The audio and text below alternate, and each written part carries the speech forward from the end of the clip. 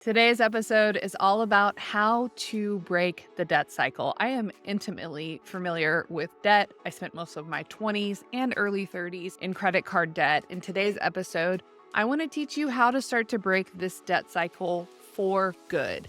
If you are someone who is consistently running a balance on your credit cards, you can't seem to make the progress that you actually want to make.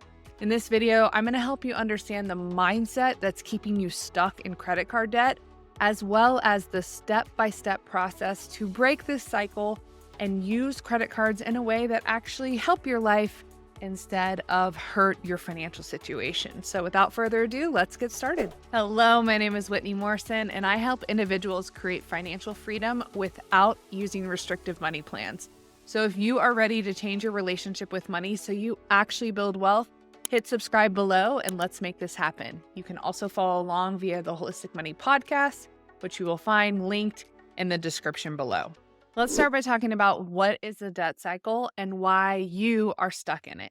So the debt cycle is when you're consistently using credit cards to support your lifestyle habits and you aren't paying them off every single month. So maybe you're someone who really likes the points and you try to put most of your lifestyle expenses on there and then pay them off every single month, but you're not quite paying them off and you just keep holding a balance on your credit cards. Or maybe you're someone who just likes to use your credit cards for those big trips, for travel, or for a big purchase.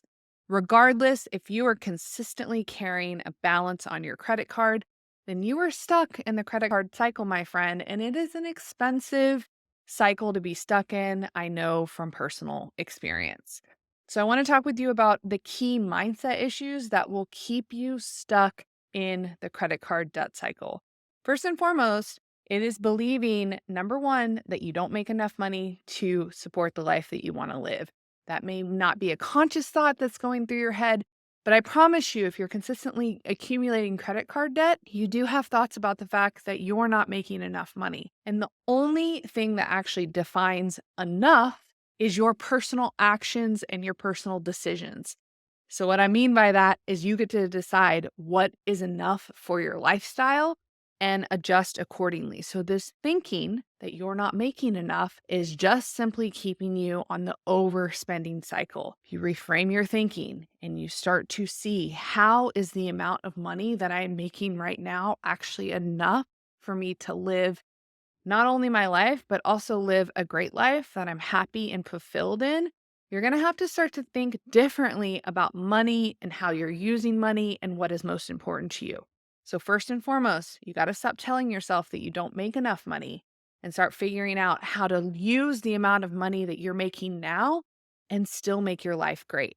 I want to tell you, it is 100% possible. The second mindset barrier that's keeping you stuck in credit card debt is believing that you'll just worry about this later, or that you'll pay off the credit card debt when you start to make more money, or when that vacation is over, or when your friend's wedding is complete and you don't have to spend money anymore.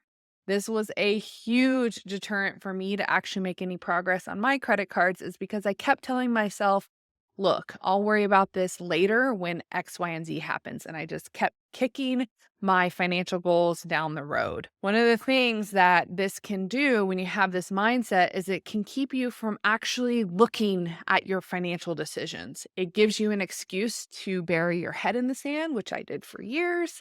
And I had to really learn how to start to look at my numbers so that I could be more intentional in the decisions that I was actually making with my money. And you're going to have to do the same.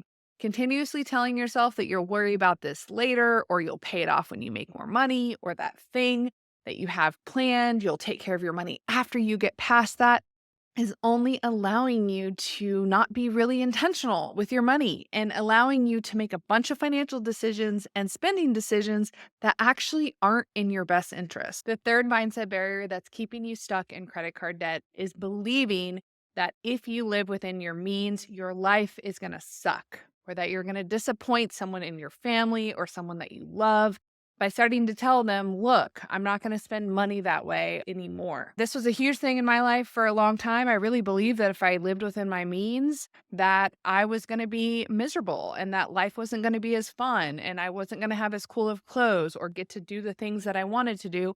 And in turn, I was going to be more depressed or generally less happy.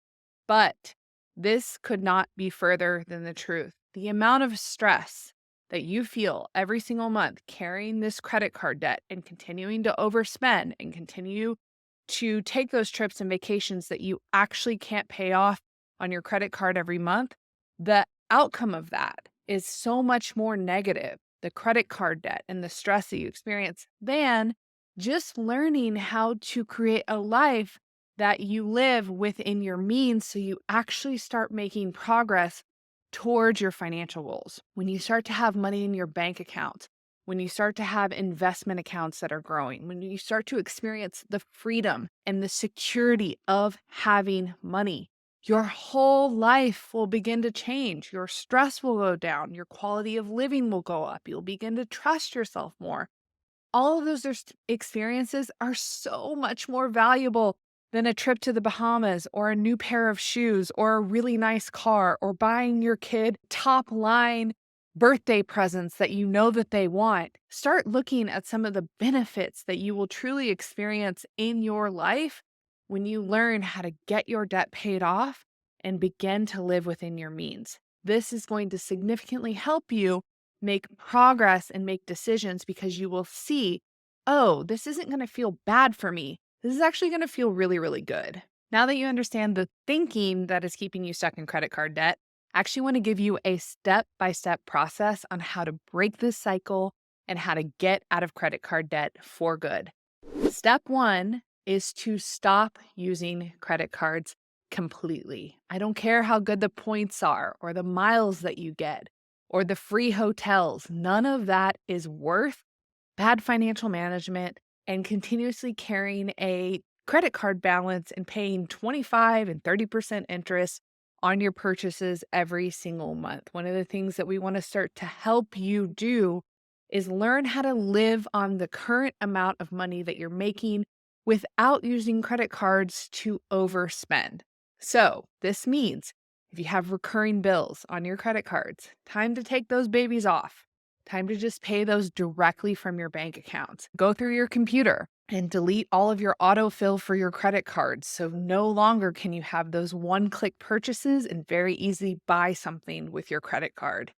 Take the credit cards out of your wallet, put them in a cup of water, put them in the freezer so that they're less accessible and less easy for you to use. The purpose of this is to get credit cards out of your immediate reach, take away the convenience, set up external systems to enforce the internal goal of stop living on credit cards every month. Quick side note here, I do not want you to close your credit cards. And the reason why I don't want you to close your credit cards is because this can negatively impact your credit score. So closing credit cards, especially with high credit card balance, can increase your credit utilization rate, which in turn will decrease your credit score. So let's not close any credit cards for now. Let's just stop using them every single month to pay for your life. Step number 2 is to only make minimum payments on your credit card until you have at least $1,000 to $5,000 in an emergency fund built up in a savings account in cash that you can easily access that money in the event that you have a financial emergency. For some of you, this may be a really difficult action to take. And the reason why is because you're very used to living on a low amount of cash and putting most of your income towards your credit card payments. But the issue when you do that is that you're not leaving yourself enough money to actually spend on the things that you need to spend on, buying your groceries, your gas, paying your rent, all of your bills. You have to make sure you're leaving yourself enough money to pay for your fixed expenses and those things that you just got to pay for every month. And then start to make those minimum payments on your credit card while you're learning how to save, while you're learning how to develop a relationship with actually having money in your bank accounts. For some of you, having money in your bank accounts actually feels like an issue, right? The moment the money is in there, your brain just goes to how should I spend this and what should I buy and what should I pay off, because you're not used to actually having money. I want you to learn how to have money in your bank accounts. Plus, in the event that you have an emergency, you have cash that you can use instead of having to revert back to these credit cards. So if you don't already, you want to make those minimum payments on your credit card and build up an emergency fund.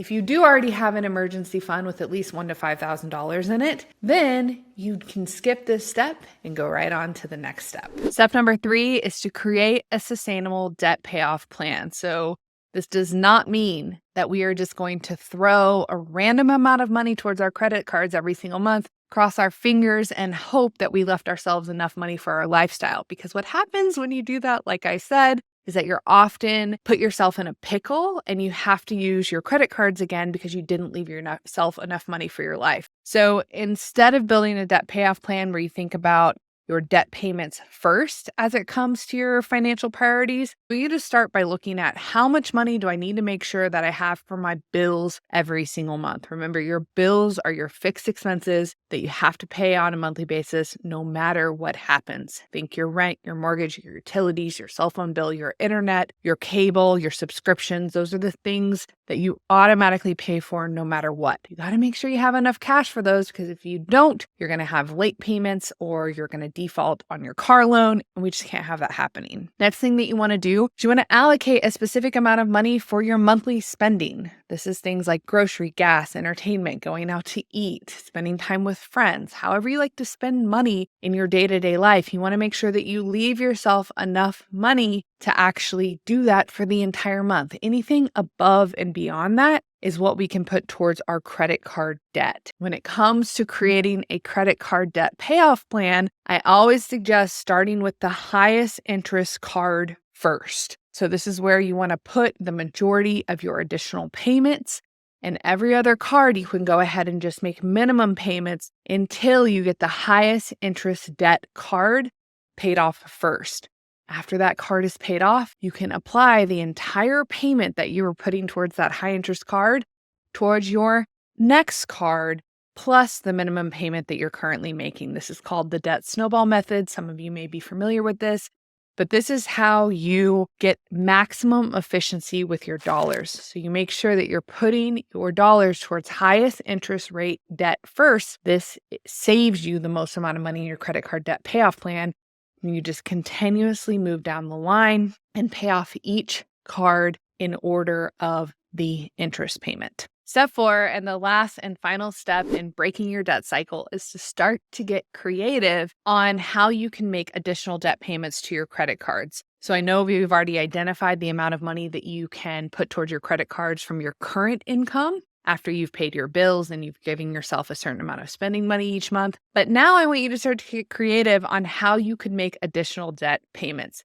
With every single big debt obligation that I've had, whether it was my student loans, my credit card debt, my HELOC that I took against my house, I've always managed to gamify my debt. And what gamifying my debt means is that I will look for any opportunity to make a little bit of extra money so that I can make extra debt payments and get out from under my debt as quickly as possible. I look at my debt very often. I don't look at it from the mindset of, oh, I can't believe I have this debt. It's going to take me forever to pay it off. Because with that mindset, debt starts to feel very heavy, starts to feel very hard.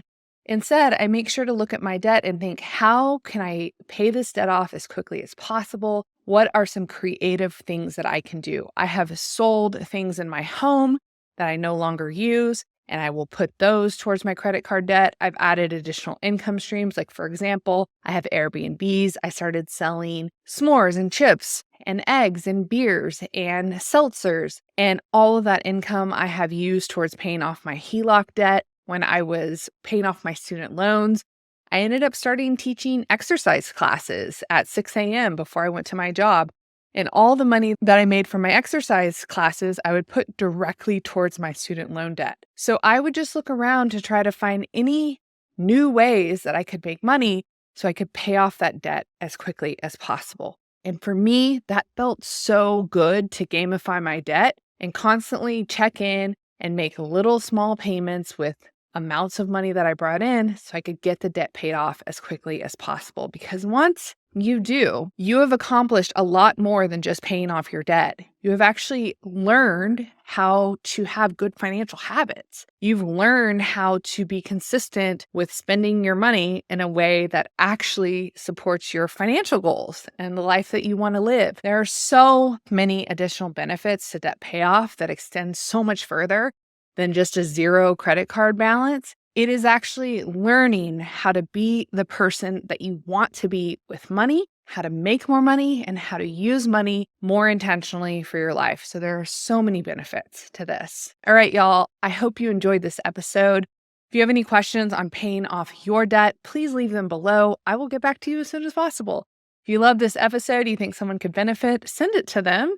I love when you share the holistic money love. If you like this episode, leave me a review. You know I love hearing from you. All right, y'all have a great week. I'll see you in the next episode.